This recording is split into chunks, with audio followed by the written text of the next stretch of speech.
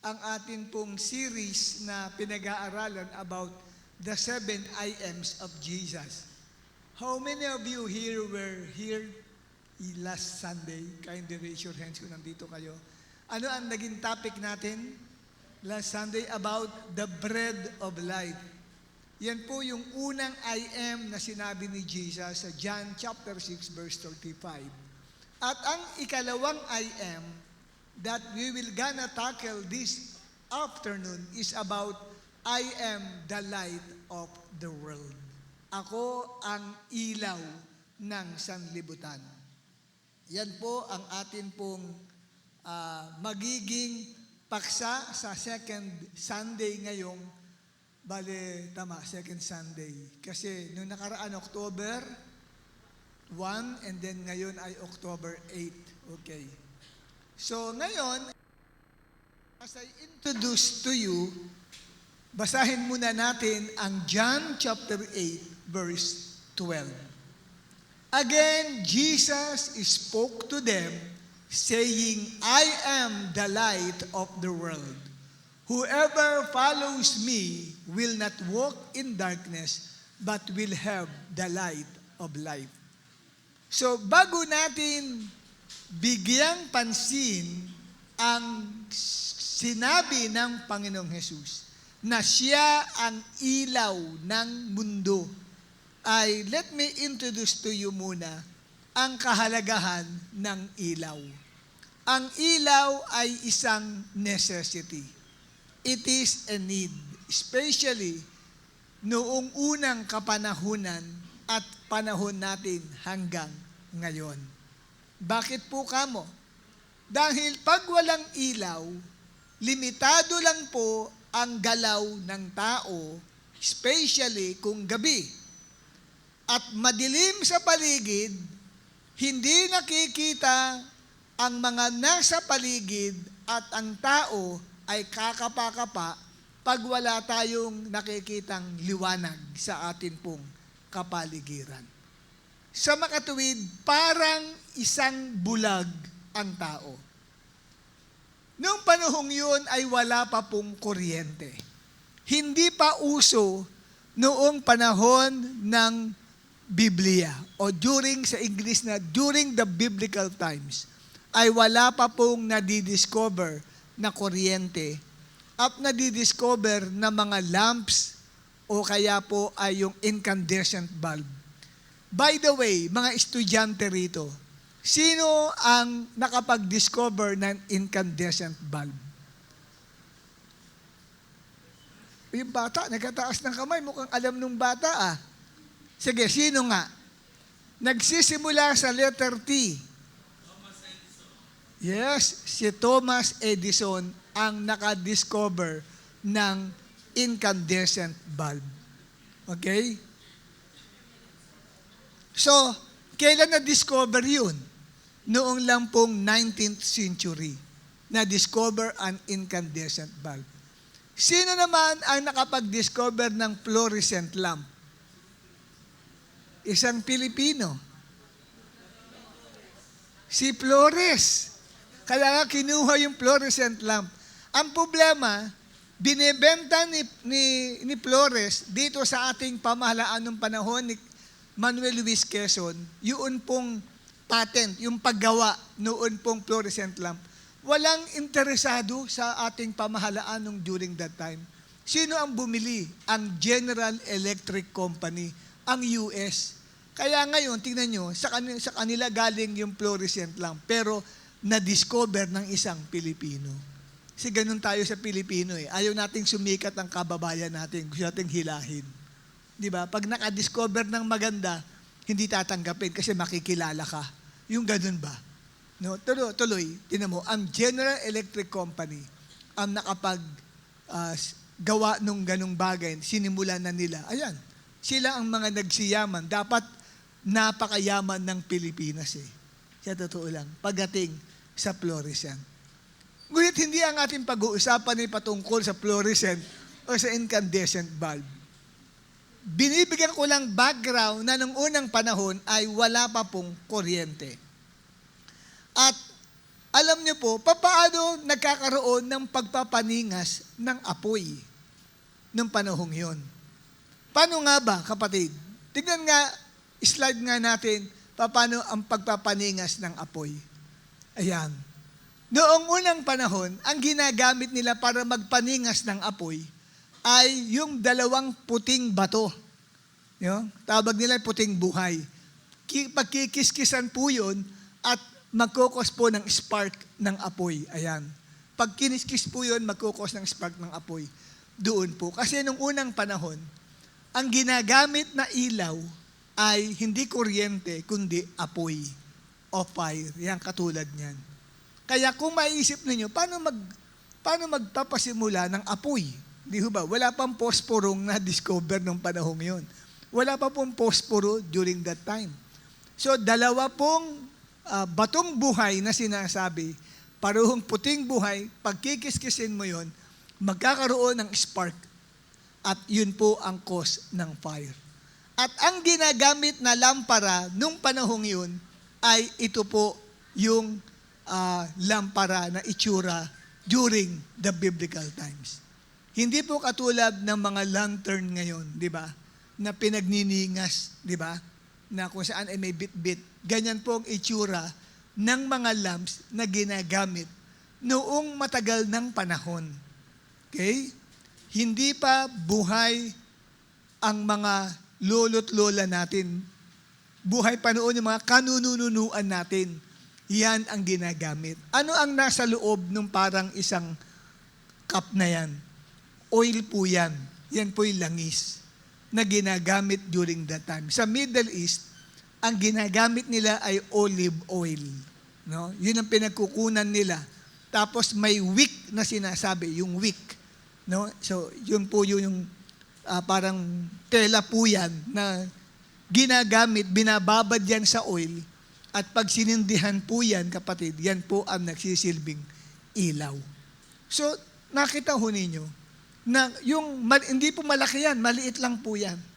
Yan ang nagsisilbing ilaw tuwing gabi sa bawat tahanan po ng tao. Kaya dito po ay ipinakita sa atin sa pamagitan nitong bagay na ito na kung saan ay napaka-importante po pala na tayo po ay magkaroon ng ganitong kaunawaan upang malaman natin ano ba ang sinasabing ilaw ng sanlibutan. Yung ilaw na binabanggit dyan, hindi po agad iisipin natin pag tumingala ka yan, ilaw. Hindi po ganun. Kung tatanggalin natin ang salitang ilaw, palitan mo ng apoy. Sinasabi ni Jesus, ako ang apoy ng sanlibutan. Dahil during that time, wala pang kuryente, apoy po ang nagbibigay liwanag sa mga tao. Ngayon, kung inyo pong pag-aaralan ang Biblia, ay mayroon pong dalawang nag-uumpugang malakas na puwersa sa mundong ito. Two forces that are at odds with each other. Ito po yung naglalaban, dalawang malakas na puwersa na kung saan ay nag-uunahan kung sino ang makapagkokontrol sa buhay ng tao.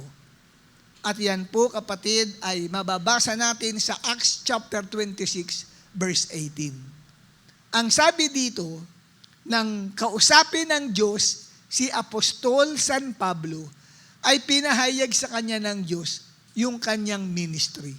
Ang sabi sa kanya, you will open their eyes so that they may turn from darkness to light and from the power of Satan to God, that they may receive forgiveness of sins and a place among those who are sanctified by faith in me. So mula diyan sa talatang yan na inihayag kay Apostol Pablo, ay may dalawang puwersa na siya nga pong nag-uunahan na kumontrol sa buhay ng mga tao. At ang una po na puwersa ay ang kadiliman o darkness. At ang darkness na yan ay nagre-represents ng power of Satan. ang keyword nito ay Acts 26:18, yung sinabing darkness to light and from the power of Satan to unto God. So, darkness is equivalent to the power of Satan. Ang sabi kay Apostol Pablo, at ididilat mo ang mata ng maraming tao at sila ay ililipat mo mula sa kadiliman patungo sa Diyos o patungo sa liwanag. Yung sinasabing mula sa kadiliman, nilinaw ng Diyos kay Pablo yun. From the power of Satan, yun ang nagre-represent ng darkness unto God. Yan po. Kaya dito po ay ipinakilala sa atin na ayon kay Apostol Pablo, mga kapatid, ay ang kadiliman ay kumakatawan sa mga bagay na masasama. Ito po ay yung puwersa ng kadiliman na kumukontrol sa maraming tao sa ating ding kapanahonang ito.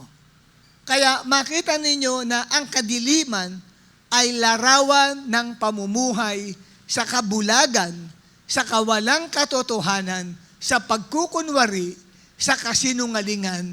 Bakit? Dahil si Satanas ay nagtatago sa tunay nitong pagkatao. Hindi mag-a-appear si Satan sa iyo na may dalawang sungay na nanlilisik ang mata at may buntot at mayroong kalaykay. Tatakbo ka. Mag-a-appear si Satan sa iyo na pugi o maganda. Maganda ang kasuotan. Very attractive ang appearance sa iyo ni Satan. Huwag niyong iisipin na pag humarap sa iyo si Satanas, mag-a-appear sa iyo na nakakatakot. Hindi. Mag-a-appear sa iyo si Satan, very charming ang appearance ni Satan. Kasi sabi rito, si Satanas ay nagtatago sa tunay niyang pagkatao.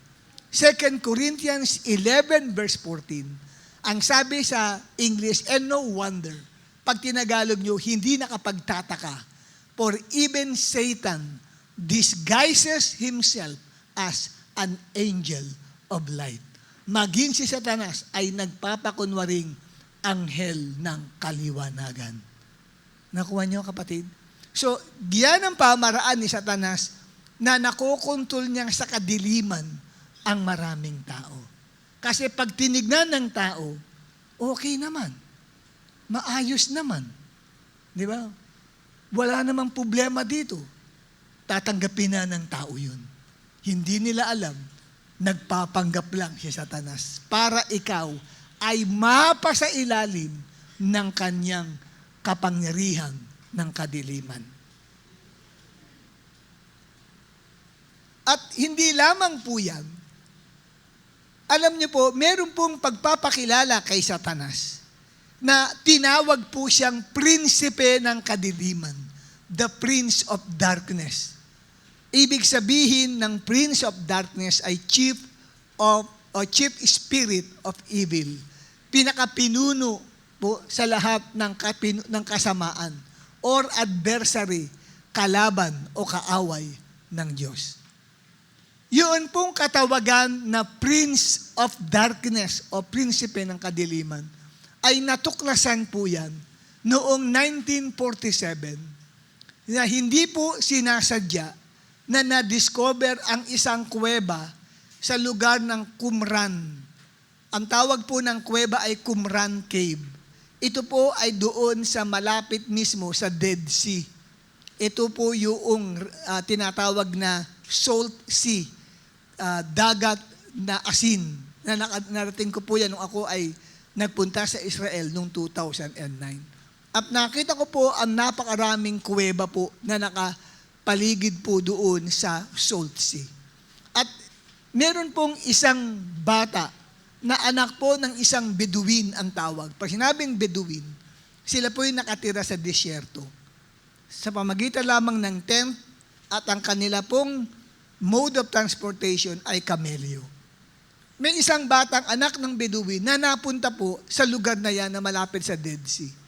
Nakakita siya ng isang kuweba. Dahil po napakadilim, takot pumasok yung bata, baka may leon o may masasamang o wild animals na nasa loob. Kumuha siya ng isang bato para matesting niya. Tapos pinukol niya mula sa labas ng kuweba kasi ang dilim-dilim eh. Binato niyang ganyan. Mamaya bigla may tumunog. Parang may tinamaan yung bato na something na isang babasagin. Kang! Gumanon. So, tumakbo siya ngayon, papabalik sa tent nila at sinabi niya sa papa niya. Sabi niya, bumato ako at may tinamaan doon na isang parang babasagin na bagay. So, sumama ang tatay niya, pinasok ho nila yung kuweba. At doon po sa babasagin na yun, ay marami po palang mga aklat na natuklasan, na naisulat nung matagal ng panahon. Bago pa lang lumitaw si Jesus Christ bilang isang tao sa balat ng lupa, may mga nasulat na pong maraming aklat. At yung mga aklat na natuklasan ay yung mga aklat po ng Biblia, katulad ng aklat ng Esther, naroon po yun. At may mga iba pa pong mga aklat na wala po sa Biblia. Ang tawag ay The Book of the Giants, aklat ng mga higante. No? Aklat ni Noah, Book of Noah, na hindi po naging parte ng aklat ng Biblia. At may isa pong aklat doon na kung saan ay ikinwento po doon yung buhay ni Amram. Si Amram po ay tatay ni Moses. Si Amram. At ang nanay ni Moses ay si Jochebed. Yan. Ngayon, sa kwento po doon sa isang aklat na natuklasan na yon, ay itong si Amram ay nanaginip na meron pong dalawang anghel na nag-aagawan laban sa kanya. Ang isang anghel ay pinangalanan doon sa aklat na yon, siya si Belial, na gustong-gustong agawin siya, si Amram. Ang pangalan ay Belial, na ang tawag sa kanya ay Prince of Darkness, the chief spirit of evil. So, noong matuklasan yung aklat na yon, maraming Bible scholar ay kanila pong nakita na nung una pa palang panahon ay may mga tao na ang paniniwala kay Satanas ay prinsipe ng kadiliman. Dahil yung aklat ay naisulat bago pa po lumitaw si Jesus bilang tao dito sa balat ng lupa. So matandang aklat na po yun. Sa makatuwid, si Satanas ang idea kay Satanas ay hindi lamang po kahapon lang. O ngayon, may idea tayo about Satan. 1,000 taon na po ang nakalilipas. May alam na ang mga tao patungkol kay Satan. Ang tawag sa kanya ay prinsipe ng kadiliman. Saan nanggaling? Nanggaling sa isang aklat na natuklasan sa isang kuweba na ang pangalan ng kuweba ay Qumran Cave. Kaya nga po, tinutuklas din ng mga maraming scientists, bakit ang lalaki ng mga bato na nailalagay sa ibabaw ng isang napakalaking bato. Gumagamit kaya ng crane yung mga unang panahon na yun? Nakapagtataka, sabi nila, may mga nabuhay na mga higante, maaari nung unang panahon yun. At doon nga po, natuklasan sa Qumran Cave na yon nung taong 1947 na merong aklat, ang title ng aklat ay The Book of the Giants, ang aklat ng mga higante. Alam niyo po, ang tatangkad, 470 feet, ang tangkad ng mga higanteng iyon. So, nung panahong yun, marami palang mga higante na nabuhay sa balat ng lupa. At nangamatay ang mga higanteng iyon dahil sa pagkalunod sa pamagitan ng tubig baha noong panahon ni Noah. Wala po sa Bible yun, pero nabasa po yun sa ibang mga sinulat na aklat na matagal ng panahon. Naunawaan na, nakikinig po ba kayo sa akin? Puti lang ang nakikinig sa akin eh. Sabi mo sa katabi mo, makinig ka naman, maawa ka sa nagpipreach. Sabi mo, makinig ka naman. Maawa ka sa nagpipreach, okay? Ngayon, dito po kapatid, sa atin pong pinag-uusapan, na una pong puwersa na kung saan ay kumukontrol sa buhay ng mga maraming tao, ay ang puwersa ng kadiliman tumutukoy sa kapangyarihan ni Satanas. Meron pong tinatawag tayong pillars of society. O sa English ay, in English ko na nga pala, no? Nakalimutan ko, English na nga pala yung pillars. Tatagalugin ko pala. No? Haligi ng lipunan. So, pag sinabing pillars of society, ibig sabihin, sila yung humuhubog ng kalipunan o ng community o ng grupo ng mga tao. At alam niyo po, pag pinag-aralan ninyo ang patungkol sa ating society, may 7 pillars of society. At itong 7 pillars na ito, ay siya nga po kapatid, ang siyang humuhubog, humuhulma ng pong kalakaran o takbo ng isipan ng mga tao maging sa ating kapanahunan ito, sa ating lipunan.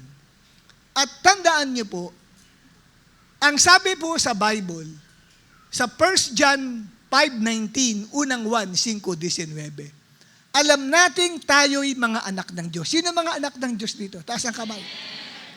Tanungin mo ang katabi mo, anak ka ba ng Diyos? Pag hindi niya masabi, lamnadis, kung kaninong anak yan. Amen? Hindi yan anak ng tatay niya o ng nanay niya, anak ni Satanas yan, tiyak yan. Kaya hindi niya masabi, anak siya ng Diyos. Okay? Sige, kalibitin mo ang katabi mo, sabi mo sana, anak ka ba ng Diyos? O, ano, may sumagot ba siya? Ha? Ayan, salamat sa Diyos. Okay, pagpatuloy natin. Sabi, alam nating tayo'y mga anak ng Diyos. Kaya ang tao, alam niya kung anak siya ng Diyos eh. Pero ang sabi, bagamat tayo'y mga anak ng Diyos, ang buong sanglibutan ay nasa kapangyarihan ng dyablo. Nandito tayo sa mundong ito, anak tayo ng Diyos. Naniniwala tayo sa Diyos. Nagdadalo tayo sa ganitong gawain, pero dapat niyong malaman na si Satanas ang kumukontrol sa sanlibutan. Ang kapangyarihan ng kadiliman ang nangunguna sa mundong ito. Sa papanong paraan? Ang sabi doon sa itaas, Satan rules and reigns in all pillars of society. Si Satanas ang nangunguna, kumukontrol sa tinatawag nating pillars of society. Ano-ano ito mga pillars of society pong ito kapatid na tunay na pinaghaharian ng kadiliman? Una, ang mga pinaghaharian ng kadiliman ay ang mga unsaved people. Tandaan niyo po yan. Every unsaved people are in the kingdom of darkness.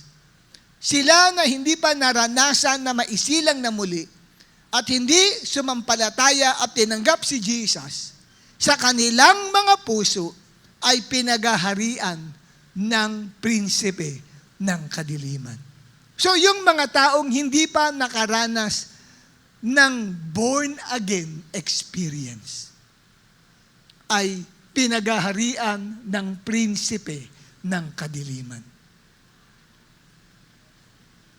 At dito, bago tayo dumako dito sa babanggitin kong ano-ano ito mga pillars of society na ito na hawak ng prinsipe ng kadiliman, ay pinapakilala ko muna sa inyo papaano naging hawak ng prinsipe ng kadiliman ang 7 pillars of society.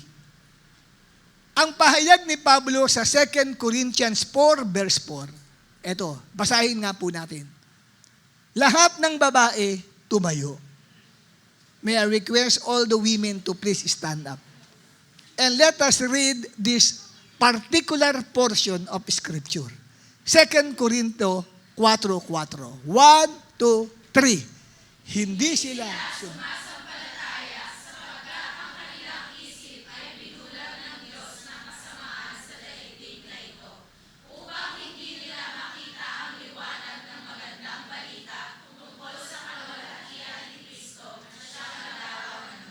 Salamat po, makakaupo na po kayo.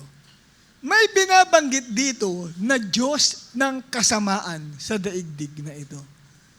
Sino kaya ito? The God of this world. Alam niyo po, ang tinutukoy na Diyos ng kasamaan sa mundo, walang iba kundi ang prinsipe ng kadiliman. Yan po ay si Satanas. Ano ang ginawa ni Satanas na tinatawag ni Pablo na Diyos ng kasamaan sa mundong ito? Ang sabi ay binubulag niya ang isipan ng mga tao. I-describe natin ang isang bulag. Ang isang bulag, walang ibang nakikita kundi dilim. Hindi niya nababasa ang isang bagay. Amen? Hindi niya nauunawaan kung ano ang nangyayari sa kanyang kapaligiran. Kasi bulag siya. Hindi siya nakakakita. Pag may sinasabi, nagdidepend lang siya kung ano ang sinasabi ng mga taong naririnig niya. Kasi hindi niya nakikita at hindi niya napapatunayan kung totoo ang sinasabi ng kanyang kapwa. Amen po ba? Pag sinabing, ayan, yan, may masasalubong tayong 3 tao, paano niya malalaman? Kailangan kapain niya. Paano niya kakapa yun? Hindi nga niya makita kung saan nung taong yun. Kakapa siya. So, ganyan po. Ganyan ang ginawa ni Satanas sa isipan ng lahat ng tao. Hindi tayo exempted doon. Nung wala pa tayo kay Jesus, hindi pa tayo nakaranas ng personal experience with Jesus Christ. Ang kalagayan natin, bagamat nakakakita tayo physically, pero spiritually, bulag ang iyong paningin. Bulag ang pag-iisip mo. Hindi mo alam kung ano ang totoo at kung ano ang tama. Kung ano lang ang narinig mo na ipinunla sa iyo ng mga matatanda ng sinaunang panahon, yun na lang ang iyong pinaniniwalaan. Kaya nang lumaki ka, maraming naimpunla sa isipan mo na akala mo'y tama. Kaya pag nakikinig ka ngayon ng pangangaral at nagbabasa ng Bible, hindi mo na ngayon matanggap ang sinasabi ng Biblia. Bakit? Dahil binulag ka. Amen po ba? Kaya ang sabi niyan, hindi nila maunawaan na mabuting balita patungkol sa Biblia yan eh. At tinutukoy ay si Jesus. Kaya tingnan ninyo, anong tingin na maraming tao sa Biblia? Sisirain lang ang ulo mo niyan. Nagba-Bible study ka, naku, masisira ulo mo. Ikaw naman ngayon, ganun ba yun? Hindi na ako mag-aatin ng Bible study, masisira pala ulo ko. Kapatid, hindi totoo yun. Yung nagsabi sa iyo na yun, bulag ang isipan nun. Ang tingin niya, ang Biblia makakasira sa buhay ng tao. Hindi po, ang Biblia ang bubuo ng buhay mo. Yung sira mong buhay ay bubuuin ng salita po ng Diyos. Amen? Yun po. Kaya nga, tingnan nyo, bakit namamali sila ng ganung pag-iisip? Kasi bulag ang isipan. Ang tingin nila sa mga nag-a-attend dito, mga siraulo tayong lahat. At ang mga matitino, yung mga nagiinuman doon sa labas. Totoo po yan. Di ba? Kung gumagawa ka ng mabuti, ang tingin sa'yo, napakasama mong tao, gumagawa ka ng mabuti. Para sa kanila, pinipraise pa nila yung mga taong gumagawa ng masama. Ba't ganun? Bulag ang isipan kasi. Di ba? May mga ganyan. Pinagbabawalan ng mga magulang anak nila. Ano sa kayo umatin? Bible study po. Nako, wag kayong atin doon. Tapos isang ginabi. Saan ka galing ng mga anak? Ay, sa mga barkada ko. Yan, tama yan. Barkada. Okay yan. Samantalang hindi na naisip, kailangan umatin ng Bible study para tumino yung anak. Nakuha nyo? Noong kasama mo yung mga barkada mong maghahatid sa iyo sa kapahamakan, hindi ka pinapagalitan ni mama at papa mo. Nung mapa-attend ka ng Bible study, saan ka pinapagalitan? Baligtad. Bakit baligtad? Kasi nga, bulag ang isipan ng tao. Sino ang bumulag? Ang Diyos ng sanlibutang ito. Sino yon? Ang prinsipe ng kadiliman. Sino yon? Si Satanas. Amen? Siya po, kapatid, ang nagbibigay ng kadiliman sa isip at sa puso ng tao. Kaya ang kadiliman ay larawan ng pagpapabulag sa isipan ng isang tao para mapaniwala sa mga maling turo o aral, mapaniwala sa mga nakamulatan na maling paniniwala at binabaluktot ang isipan ng maraming tao. See? Naalala ko yung pinsan ko, na mayapa na siya. Pero ano pa lang, ilang months pa lang akong dumadalo noon sa Bible study. Nung malaman niya na ako'y nagba-Bible study, sabi niya sa akin, alam mo, masisira ulo mo. Samantalang nung nakikita niya akong bata pa lang ako, naninigarilyo na ako, at umiinom. Elementary pa lang ako, gumaganon-ganon, yan, tama, habi sa akin ganon. Okay yan. Pinsan, okay yan, good. Tapos nung malaman nagbababisadi ako, sabi sa akin, masisira ang buhay mo. Baligtad. Dapat, noong ako, nakita niya akong batang-bata, naninigarilyo, umiinom ng alak. Dapat, di ba, kawawa kinabukasan mo. Tama? Tama yun. Kaya lang hindi, okay daw. Nung malaman nagba-Bible study na ako, masisira daw ang buhay ko. Baligtad.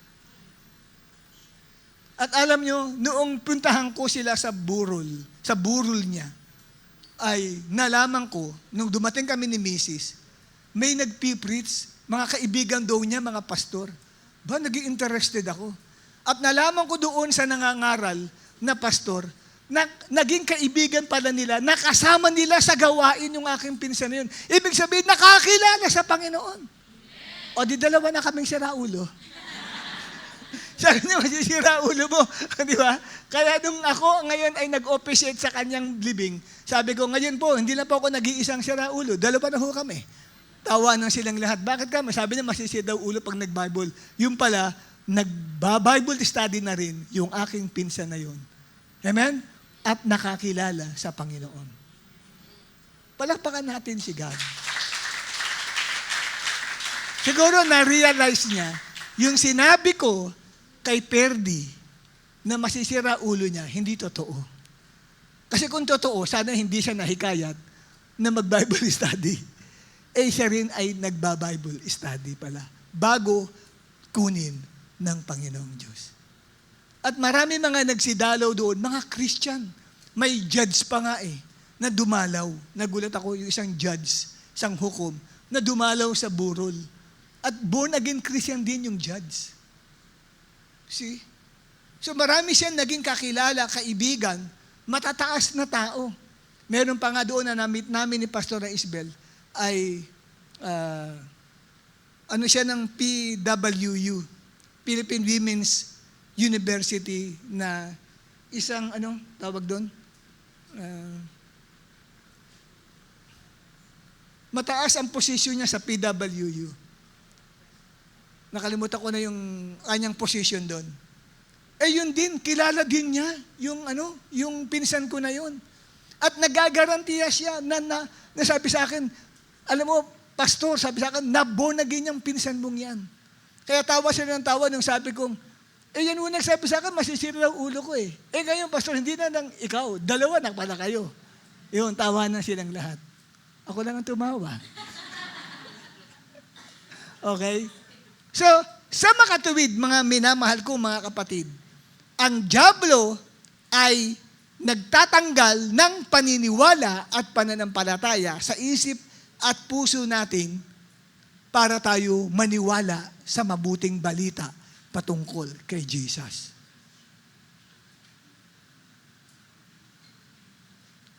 Ngayon, anumang idea, any idea or knowledge that is contrary to the Word of God is the power of darkness.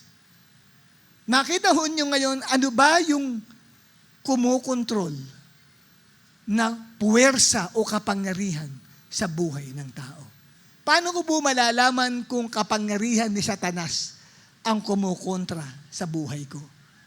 Pag po may mga bagay na sumasagi sa isip mo, na labag sa salita ho ng Diyos, galing sa prinsipe ng kadiliman yan, gusto kang kontrolin.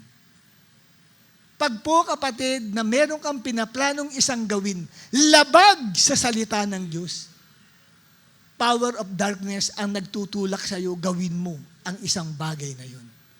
Kadiliman ang siyang nais kumontrol sa buhay mo. Kaya ang isang tao, pag walang alam sa Biblia, madali po siyang makumbinsi ng kapangyarihan ni Satanas para gawin ang isang bagay na karumal-dumal, kahindik-hindik sa harapan ng ating Diyos. Any idea or anything that is contrary to the Word of God is the power of darkness. Kaya isipin mo muna, ito ba bang pinaplano kong gawin ito? Ito ba'y kalugod-lugod sa Diyos? Hanapin mo sa Biblia. Huwag kang magtanong, magbasa ka ng Bible. Uy, sabi dito, ano ang sabi diyan sa Bible? Sabi rito, na wag magsabi ka ng katotohanan sa kapwa mo. Naku, bala ko sanang maglihim, magsinungaling eh. Hindi ba?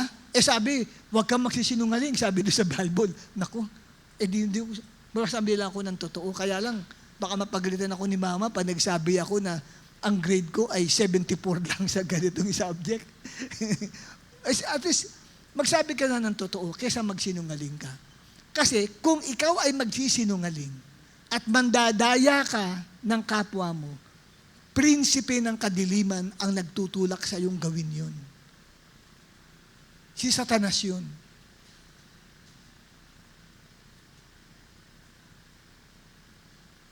Nakuha nyo? Si Satanas yun. Kasi labag sa Biblia yung gagawin mo. Kaya pag nagsabi si mama mo umuwi, sino kumuha ng 5 piso ko dito? Pinatong ko lang, magsabi ka na ng totoo. Huwag ka nang magbintang. Siyang pumunta, siya lumapit mo eh. Tapos gagalit yung kapatid. Ako siya tinuturo mo, ikaw naman talaga kumuha. Pagka ganun, inescapean mo ang sarili mo, nilulukuban ka ng prinsipe ng kadiliman. Kasi hindi ka nagsasabi ng totoo. Yan, sample. Sample lang po yan. Ha? Hindi ko sinasabing ikaw yan. Yung iba nakasimangot sa akin, mali ko ba kung ginagawa mo yan? Nag-i-example lang naman ako. Okay? Ngayon, paano natin makikita dito po sa atin pong lipunan na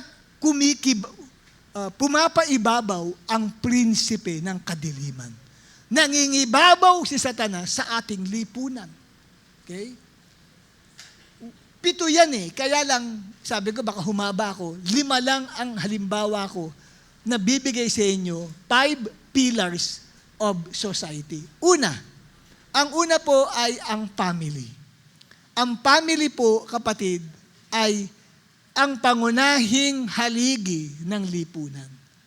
Family is a small unit of society. Kung walang pamilya, wala pong mabubuong lipunan. Amen? At walang mabubuong community kung walang pamilya. So, paano natin nalalaman na ang isang pamilya ay pinasok ng prinsipe ng kadiliman pag mayroong broken families? Si tatay o si nanay ay nangibang bahay. Hindi nangibang bayan, nangibang bahay. Naghiwalay ang mag-asawa dahil nagkaroon ng number 2, si papa o si mama. Nakapasok ang prinsipe ng kadiliman sa tahanan. Siya ang kumontrol sa bahay na yon.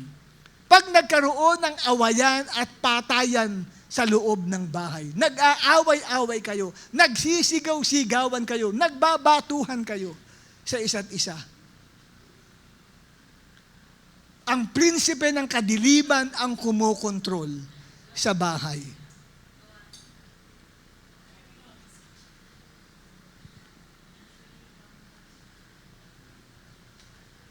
Nagkaroon ng pag-aaway-away sa bahay. Hindi nag-uusap ang mag-asawa, ang anak at ang magulang, laging nag-aaway. Hindi makapag-usap man lang ng mahinahon, puro sigawan ng usapan. Prinsipe ng kadiliman ang nangingibabaw sa isang family. Lalo na po, kung may mga rape cases, ang daming ganyan nababalitaan. Ni-rape ni tatay ang kanyang anak. Nakapasok ang prinsipe ng kadiliman sa tahanan.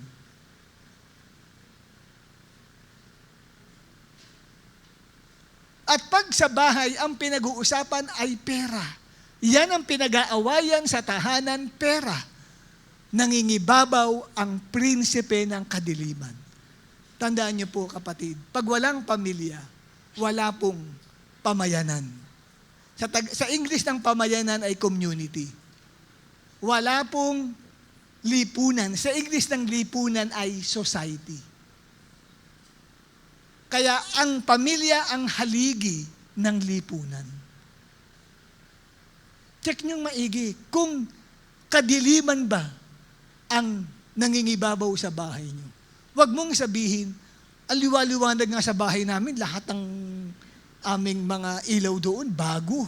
Pag binuksan mo, talagang ang liwanag. Pwedeng maliwanag, physically at literally. Pero spiritually, kadiliman ang bumabalot. Bakit po kamo? Nag-aaway-away kayo sa pamilya.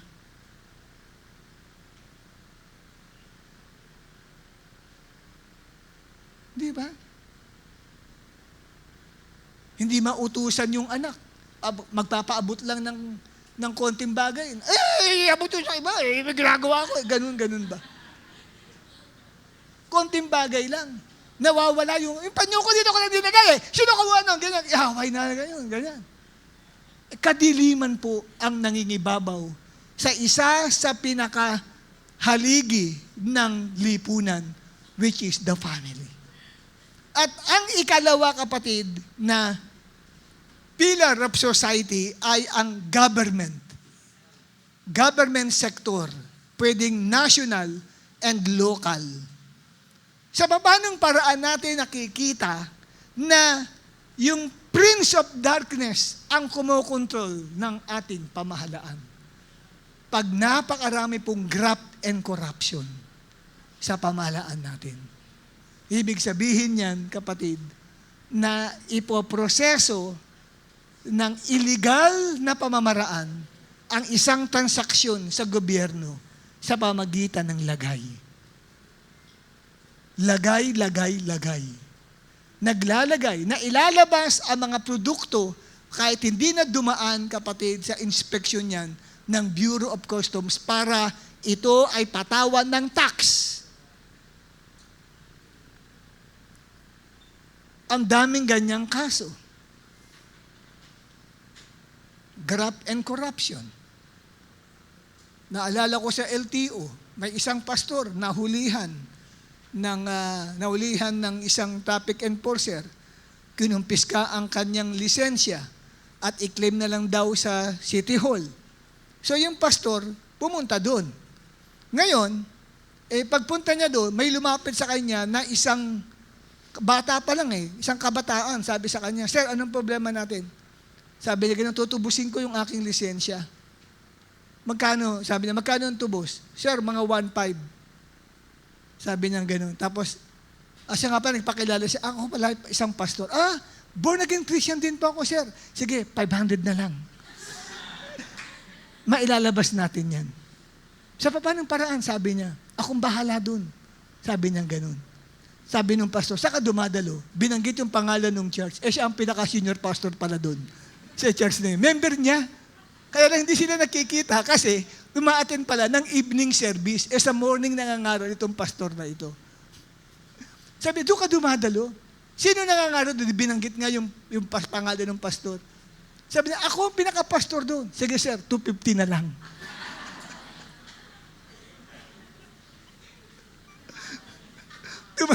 Tumawad, pastor niya, tinawaran pa ng 250 na lang. Hindi ba? Para lang mailabas. Sabi ng pastor, "Hindi na." Sabi niya, "Babayaran ko na lang ng buo." Sayang ho yun, pastor, 250 na lang.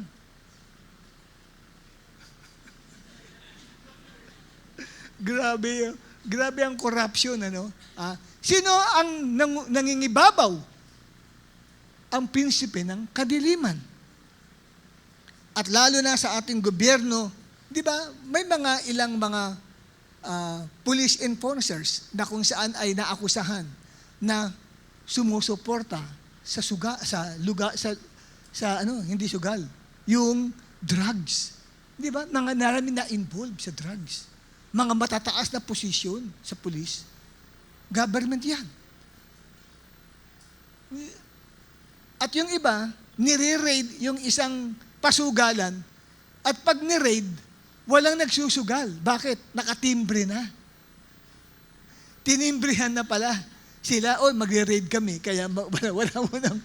Kasi nagbibigay sila ng payola. Nagbibigay sila ng itong mga kabo. Ang tawag kabo sa mga sugalan, nag-aabot ng sa isang buwan ay 10,000, 20,000 para hindi sila raidin. So, yan po kapatid ay graft and corruption sa gobyerno. Sino nangingibabaw dyan? Ang nangingibabaw dyan ay ang prinsipe ng kadiliman.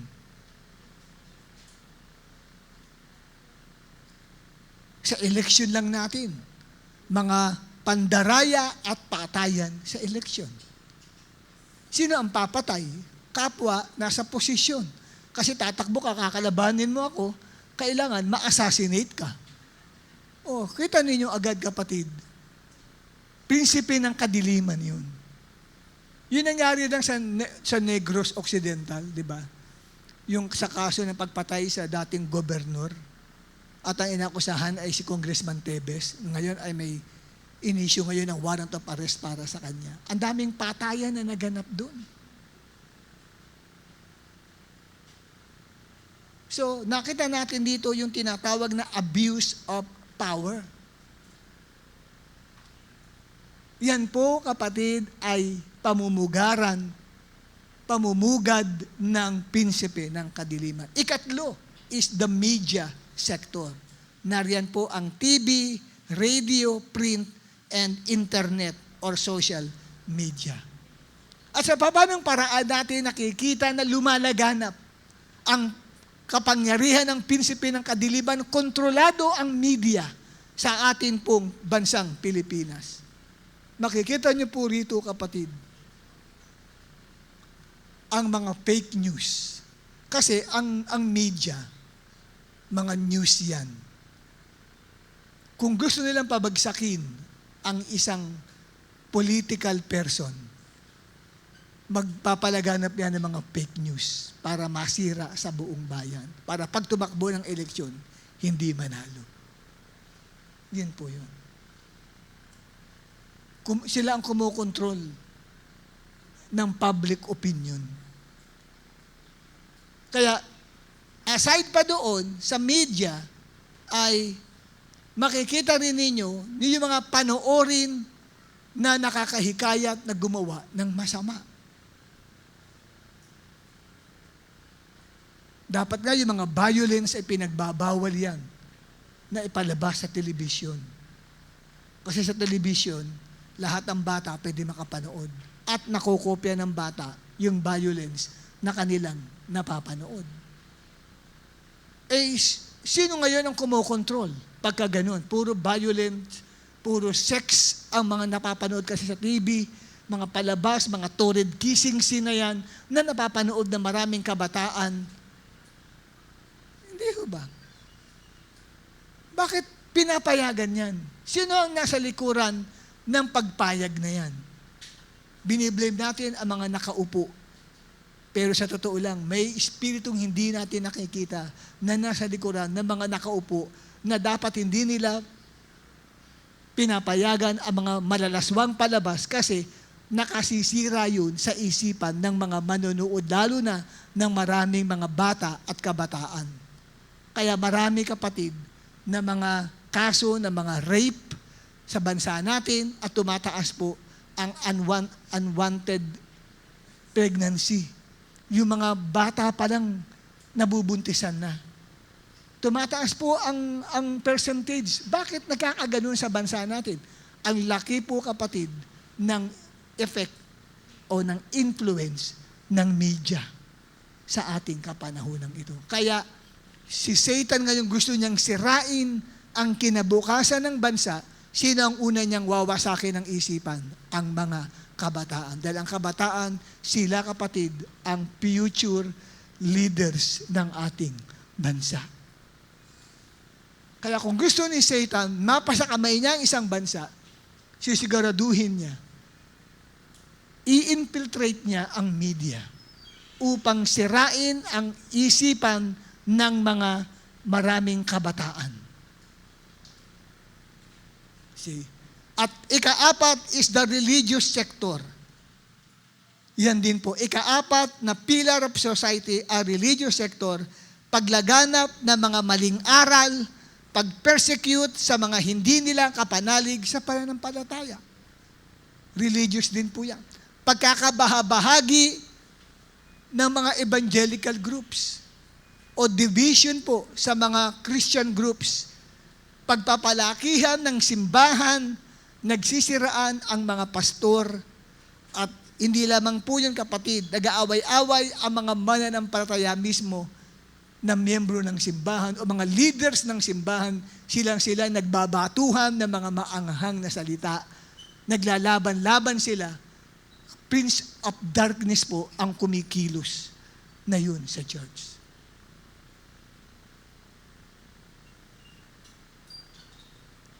Nagkakatisuran ang mga miyembro, lumalaban sa kanyang cell leader, hindi nagpapasakop ang mga miyembro sa kanyang cell group leader, at ang cell group leader hindi nagpapasakop sa pastor. Ano po yan? Prince of darkness po ang kumikilos niyan. Prinsipe ng kadiliman, walang iba kundi si Satanas. Kasi ang bilin ni Jesus Christ, love one another. Love covers the multitude of sins. Dahil sa pag-ibig, hindi mo na nakikita ang kamalian ng iyong kapatid sa Panginoon. Amen, mga kapatid? Religious sector. Ayan. At hindi lamang yung kapatid, may mga immorality rin sa loob ng simbahan. May mga paglagana po ng live-in o hindi kasal na nagsasama. Pero sila ay kabilang sa simbahang inaatinan. Pag yan po ay pinapayagan sa simbahan, hindi na po liwanag ang nangunguna sa simbahan, kundi ang kadiliman. Kaya nga po, pag ang simbahan po ay nagdisiplina, ibig sabihin yan, kapatid, ay nangingibabaw pa rin ang liwanag ng Diyos sa simbahan. Pero pag hindi na po nagdidisiplina ang pastor o ang pamunuan, ino-okayan, lahat ng live-in, pwede na rito, pwede maging manggagawa, lahat ng mga hindi kasal, pwede kayo magamit, nangangahulugan, hindi na liwanag ni Kristo ang nangingibabaw sa simbahang yun, kundi ang prinsipe ng kadiliman. Amen po ba? Kasi kasalanan yun. Hindi po pwedeng paggamit mo ang isang taong nabubuhay sa live-in. Di ba? Amen? Kaya oras na ang pastor, inokayan niya ang pagsasama ng walang kasal. Hindi na po kapatid, nangingibabaw ang liwanag ni Kristo sa buhay ng pastor. Prinsipe na ng kadiliman ho yun. Amen? Kaya matuwa kayo pag ang pastor nagdidisiplina sa mga nagli-live-in. Hindi namin kayo basta papaatinan, di kayo nagpapakasal. Dapat matuwa ka, hindi nagagalit ka sa pastor. Dapat patinin yun. Amen? Bakit? Bakit dinidisiplina ng ganoon? Para makita nila na kailangan tayong mabuhay ng matuwid sa harapan ng Diyos. Kasi hindi tayo sa kadiliman, kundi sa kaliwanagan. Palakpakan natin ang ating Panginoon. At ang ikalima, last but not the least, itong example ng pillar of society, ay education.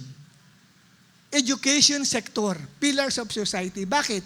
Kasi yan ang lumilinang ba yun? Naglilinang ng kaisipan ng community o ng lipunan. Yan ang contribution po niyan. Yung pong nililinang niya ang kaisipan ng society o ng community. At alam niyo po, sa paanong paraan na infiltrate ang education sector ni Satanas o ng prinsipe ng kadiliman. May mga pumapasok unknowingly, ang tawag ay atheistic ideology, yung atheistic ideology. Mga paniniwalang hindi naniniwala sa Diyos. Marami ako naging professor dyan sa PUP. Bismong, ang subject namin ay Principles of Marketing. Babaya tinuturo niya na sa amin, walang Diyos. Ako sabi ko, paano niya naipasok yun? Ang galing nito di nakipagdebate ako sa kanya. Bagamat nakipagdebate ako sa kanya, pero sa awa ng Diyos, sa awa niya, pinasa pa rin ako ng profesor. Isang araw, siguro nung makatapos ako makagraduate, after 1 year, nagpunta ako sa ATS, Asian Theological Seminary, para mag-inquire. Gusto ko kasi mag-aral doon. Nagulat ako, nakita ko yung professor na yun na nandoon.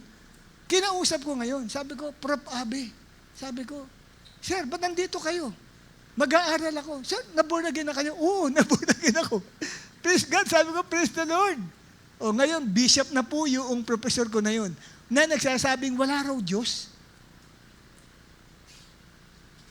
O, ginamit siya ni Satanas, pero salamat sa Diyos, may mga estudyante na, Sir, excuse me, pwede pong i-rebat yung sinasabi niyong walang Diyos. Sige. Di siyempre, paliwanagan yan, nakikinig. Maaring, hindi niya tinatanggap yung sineshare namin, pero tumitimo yun sa isipan niya. Maaring pag nag-iisa siya, maaring masabi niya, parang tama si Mr. Baga. Parang tama siya. Pero pagkaharap ka, mali ka!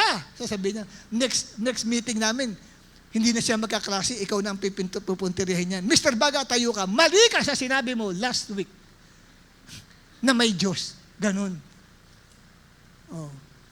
Sinasabi ko naman sa kanya, kako, isa sa patotoo kako na mayroong Diyos. Kako, yung arguments kako patungkol sa philosophy of religion. Isa kako dito, yung cosmological argument. Sabi ko sa kanya, Sir, pag tinignan po ninyo, yun pong universe natin, hindi nagbabanggaan ang mga planeta. Nasa kanya-kanyang order ang lahat. Kung meron pong magandang design yan, tiyak may designer po niyan. Walang iba kundi ang Diyos. Hindi po basta lumitaw na lang yan, na ganyan, na meron siyang design. Sabi sa akin, ganun ba naman ang pastor ko? Hindi ako naniniwala dyan. Naku po, wala, tumahimik na kami. Pero later on, nagpastor at naging bishop. Yung pong professor ko na yun. So, kaya sa education sector ng society, kailangan dapat talaga pinapasok natin ang mga campuses, ang mga universities, nag-share tayo ng gospel sa kanila. Kasi, ang iba naman po, secretly, pumapasok yung humanism. Yung pong humanism, may sabi ka ko niya noon, humanities Yung puro ang kapakinabangan sa tao. Pag hindi kapakinabangan sa tao, huwag mong gagawin. Halimbawa, sa paglilingkod mo sa Diyos, kung wala sa iyong pakinabang, huwag ka maglingkod sa Panginoon. Kasi laging after sa welfare ng tao. Kaya yung humanism. Doktrina ni Satanas yun. Kasi sabi ni Pedro kay Jesus, hindi mangyayari sa inyo yan, Panginoon. Ang sabi kasi ni Jesus, siya ay papatayin at pahihirapan. At sa ikatlong araw ay mabubuhay na muli. Sabi ni Pedro sa kanya, hindi magaganap sa inyo yan, Panginoon. Nagmamalasakit siya kay Jesus. Pero sabi sa kanya ni Jesus, Satanas, lumagay ka sa likuran ko. Walang iba kang pinag-iisip kundi ang kapakinabangan patungkol sa tao at hindi sa Diyos. That is humanism. Doctrine of Satan. No. Yan po, nakakapasok yan sa education. Kaya napakalagang bagay na mapasok natin ang mga communities. Ang mga teachers na narito, kailangan nakakapagturo kayo, kapatid, sa inyong mga estudyante ng tamang pananampalataya para sa ating Panginoon. Amen? Yan. At yung iba ay yung communistic ideology na nakakapasok sa education. At ang gusto nilang pasukin, yung mga alam nilang matatalino mga estudyante, ang UP, ang PUP. Di ba? Matatalino mga estudyante na sa PUP. Sino mga taga-PUP rito? Dalawa lang ba kami ni Abel taga-PUP rito? Di ba? Magagaling ang mga tao dyan. Tanggalin mo yung isang P, UP nila nga natira, mas magagaling. Pero kadalasan, yan ang mga bastion of communism. Sa komunista, hindi niniwala sa Diyos eh. Atheist din yan eh, yung communism eh.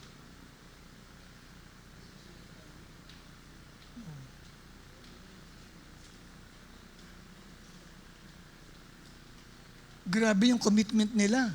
Kayang iwan, itakwil ang mga magulang at ang family. Umakyat lang sa bundok. Kaya yung mga nanay nag-iiyakan. Mga anak namin, umuwi na kayo. Bumaba na kayo ng bundok. Di ba?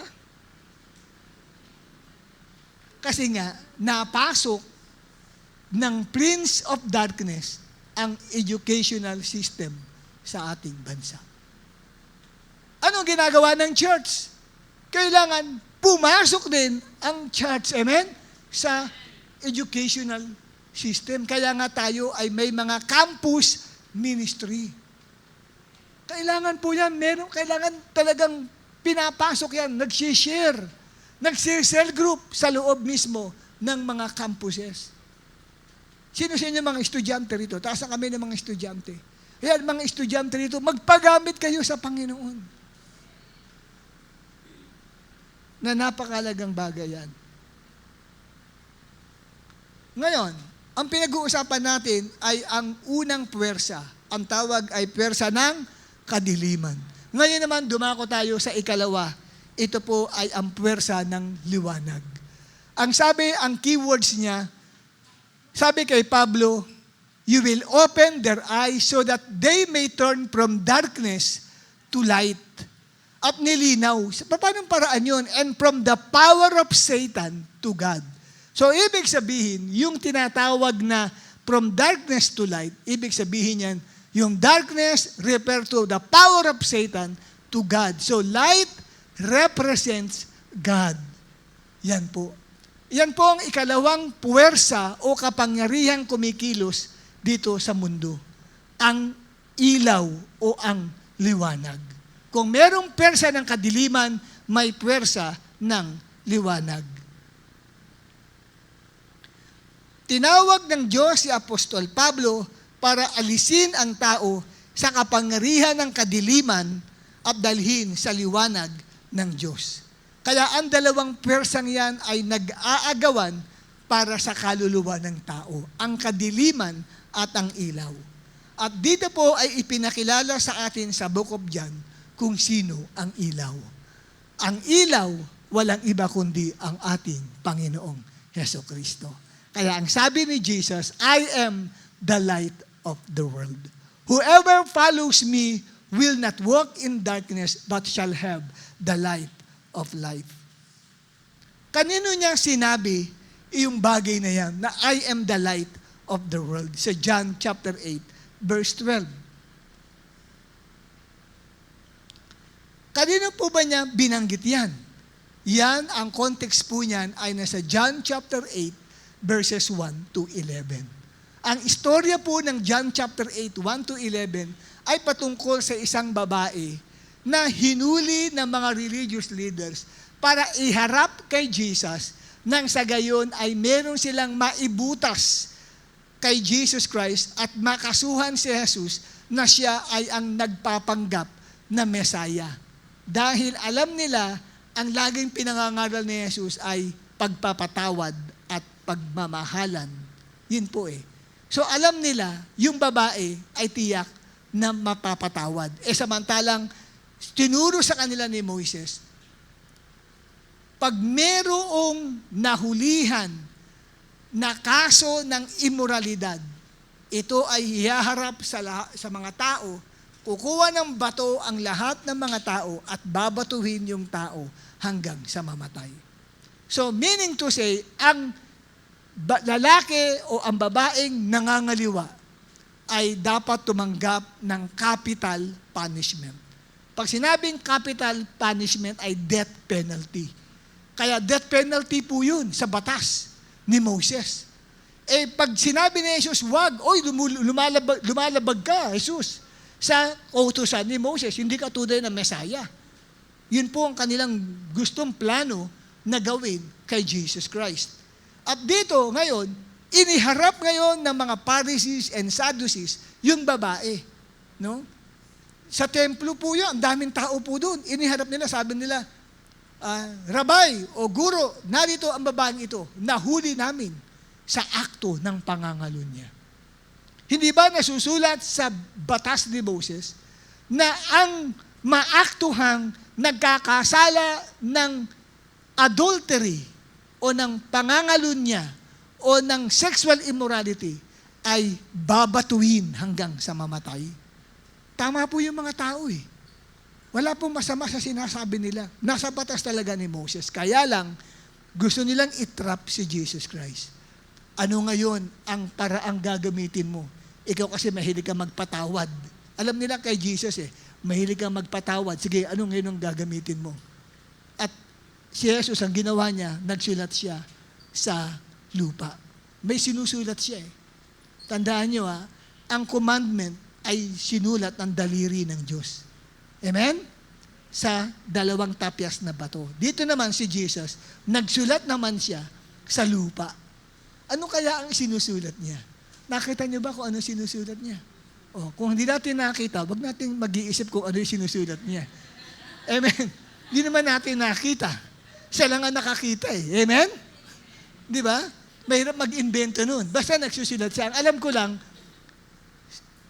nagsulat ang Diyos sa 2 tapyas na bato. Ito naman si Jesus, nagsulat sa lupa. Okay?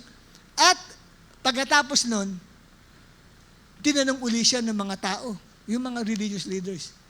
Dapat parusahan ng babaeng yan. At anong sabi ni Jesus? Kasi kumuha ng mga bato, ready na yung mga tao. Nababatuhin nila yung babae hanggang sa mamatay.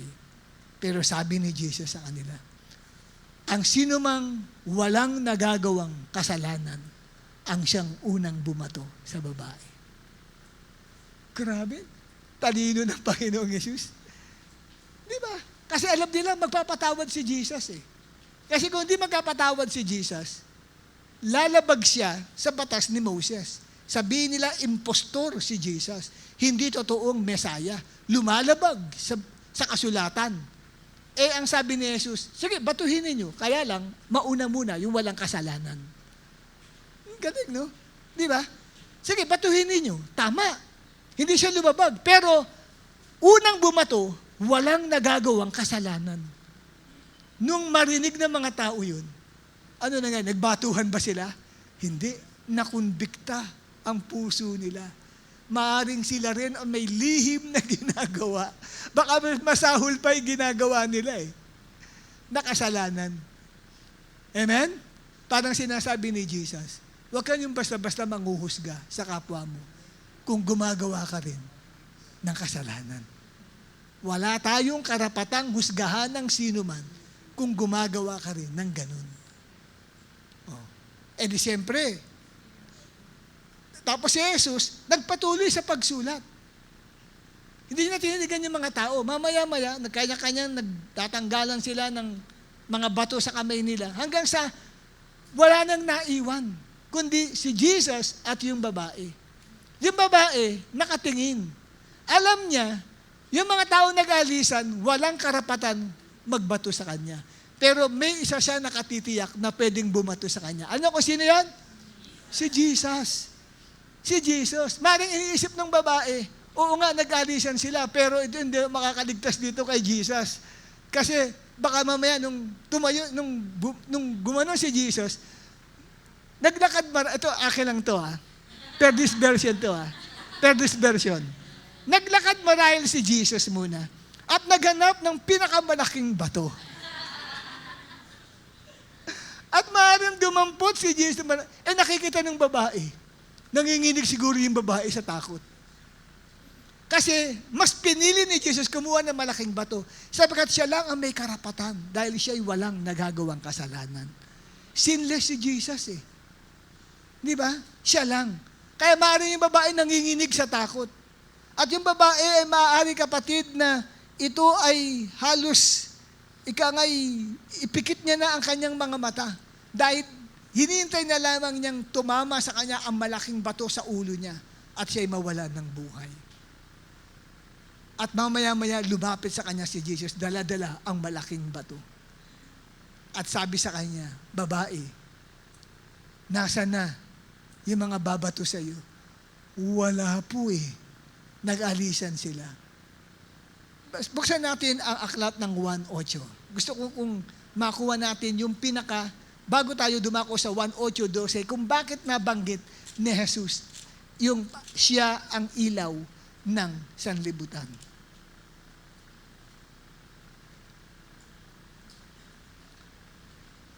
Sa talatang 10, sabi na, iwan si Jesus at ang babae na nakatayo pa rin. Tumayo si Jesus at sinabi niya sa babae, nasaan na sila? Wala bang naiwan para husgahan ka? Wala po, sir. Sagot niya. Imagine ninyo yung Perdis version ha. Lumapit siya, dala-dala niya ang bato. Wala po, sir. No? At ang sabi kapatid ni Jesus sa kanya, hindi rin kita huhusgahan. Umuwi ka na at huwag ka nang gagawa ulit ng kasalanan. Pinatawad ni Jesus yung babaeng iyon. Tapos verse 12, nagsalita ulit si Jesus. At kanino niya pinarinig? Sa mga maraming Pharisees sa templo na yun. Marami pang mga natirang Pharisees pero maaaring hindi sila kasama doon sa bumoto kasi nagsialisan. Pero may mga naiwa mga Pharisees na nanonood sa kanila at nagsabi si Jesus, ako ang ilaw ng mundo. Magkakaroon ng ilaw ang buhay ng taong sumusunod sa akin at hindi na siya maglalakad sa kadiliman. Binabanggit ni Jesus na naparito siya para magbigay ng ilaw sa tao. Anong ibig sabihin ng ilaw? Ang ilaw meaning comfort, joy, and laughter. Yun ang kahulugan ng ilaw. At naranasan ito ng babae. Bakit? Sapagkat pinatawad siya ng ating Panginoong Hesukristo. Nagbigay sa kanya ng comfort, ng joy, at ng laughter. Ikaw ba naman kapatid, na dapat ay sentensyahan ka na ng kamatayan? Wala ngang bumato, pero si Jesus bilang Diyos, may karapatan siyang batuhin ka hanggang sa ikaw ay mamatay. Pero hindi ginawa ni Jesus yon.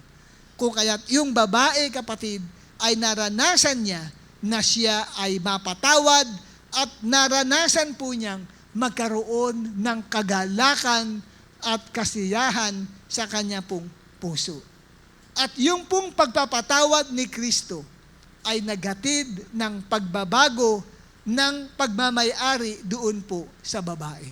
Dati ang nagmamayari sa kanya ay ang prinsipe ng kadiliman dahil nabubuhay siya sa kasalanan. Ngunit napalitan, ang nagahari na sa kanya ay ang ilaw ng sanlibutan, walang iba kundi si Kristo. Ang babae po kapatid na ito, nakatanggap ng kapatawaran, nagkaroon ng joy po sa kanyang puso. Nagkaroon ng pagngiti at pagtawa ang kanyang labi dahil sa kagalakan sa heart niya na siya'y napatawad ng Diyos. At ang ikalawang simbolo ng light ay pag-asa o hope. Sapagkat ang babae po, nung time na yon ay nasa kawalan ng pag-asa nung mahuli sa kasalanan. The woman deserves to be condemned. And she deserved to die by stoning. Amen? She deserved to die by stoning. Yet, she was given a second chance to live. Binigyan siya ng ikalawang pagkakataon para mabuhay. Namit niya ang ilaw, si Jesus, na sa halip na siya po'y hatulan o batuhin yung babae, hindi siya binato ng Panginoong Hesus. Sa halip ay pinatawad at binigyan ng bagong pag-asa. Amen? Amen, kapatid? Binigyan siya ng bagong pag-asa. Ibig sabihin ni Jesus, ako ang ilaw ng sanlibutan, ay sinasabi niyang ako ang pag-asa ng mundo. Amen? Siya ang pag-asa ng mundo. Kasi yung babae, sabi sa kanya ni Jesus, mula ngayon, huwag ka nang magkasala pa. Ibig sabihin nun, kapatid, sa kanya, ay binibigyan kita ng bagong simula sa iyong buhay. Binigyan siya ng pag-asa ni Jesus. Kaya kung ikaw ay naparito na nasa kawalan ka ng pag-asa, kapatid, huwag mong kalilimutan ang mensahe, mensahe ni Jesus, ako ang ilaw ng sanlibutan. Siya ang magbibigay sa iyo ng bagong buhay. Yung babae na dating nabubuhay sa kadiliman, she was living in pain, sorrow, and full of tears. At kabilang siya sa relihiyon, kapatid, ng Judaism at that time, na hindi naman makapagpapalaya sa kanya. Pero nang mamit niya si Jesus, nagkaroon siya ng comfort, joy, laughter, at nagkaroon siya ng hope sa kanyang buhay. Na bago ang buhay ng babae, si Jesus ang ilaw ng sanlibutan. Kaya sa mga nandito ngayon na nabuhay sa kadiliman, ang tagal mong naalipin ng prinsipe ng kadiliman sa buhay mo, kapatid, si Jesus ang ilaw na magbibigay sa iyo ng pag-asa kung lalapit ka sa Kanya. Amen? At kikilalanin siya bilang Panginoon ng iyong buhay. Maaaring nagpunta ka dito, piling mo nasa kadiliman ang buhay mo. Bakit? Dahil nakakaranas ka ng pagkabigo, ng pagkatalo, nakakaranas ka ng pagkawasak ng iyong mga pangarap at magandang plano. Pero si Jesus, bilang ilaw ng sanlibutan, ay bibigyan ka niya ng pagpapatawad, bibigyan ka niya ng ikalawang pagkakataon, at bibigyan ka niya ng bagong pag-asa sa iyong buhay. Amen? Maaaring hirap na hirap ka na. Sabi mo, gusto ko nang magbago. Pastor, gusto ko na pong magbago. Ayoko na ng dati kong buhay. Kapatid, lumapit ka kay Jesus. Siya ang ilaw ng sanlibutan. Huwag ka lang sumampalataya. Huwag ka lang manalig. Huwag ka lang magtiwala. Sumunod ka sa Kanya. Gawin mo ang Kanyang salita at gawin mo ang Kanyang halimbawa. Amen? Maaring hirap na hirap ka na sa buhay mo. Nagkakaroon ka na ng kagalakan pag nakakapanood ka ng isang bagay na nakakatuwa, pero deep inside, malungkot ang buhay mo. Deep inside, wala ka nakikitang ganda sa paligid. Puro pangit ang tingin mo sa paligid. Kapatid, nadidiliman ka lang. Kailangan matanggal yung nakatakip dyan sa mata mo para makita mo maganda ang nasa kapaligiran mo. Maganda ang mabuhay sa mundong ito. Amen po ba?